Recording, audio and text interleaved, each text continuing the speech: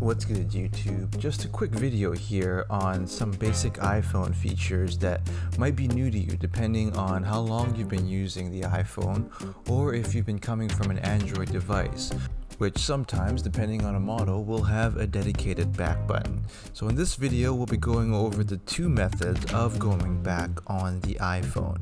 These will work through most menus and processes, and it's always a good thing to familiarize yourself with the gestures on the iPhone, as they can be quite new, particularly if you're used to a home button. So there's a few cases where you might want to go back on an iPhone. The most obvious one is that when you're embedded into a few options into the menus.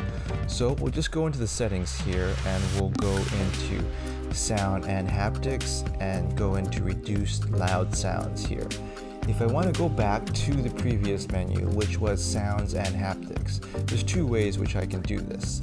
I can either hit the top left and it says back there, and I'm taken back to the sound and haptics menu, or I can swipe from the left of the screen right to go back to the sound and haptics menu as well.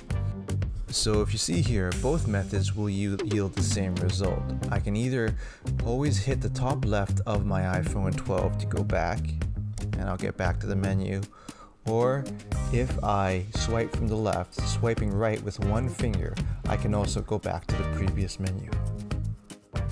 The swiping left also works if you're in a few levels of the menu, as I can swipe left once again here to go back to my general settings. After swiping right, I have gone back to the general settings portion. This also works for the other method, so if I'm back into sound and haptics, I can hit back to settings on the top left of the screen. You can also use these methods while web browsing, as the back method will also work with the multi-touch gestures while you're browsing the web.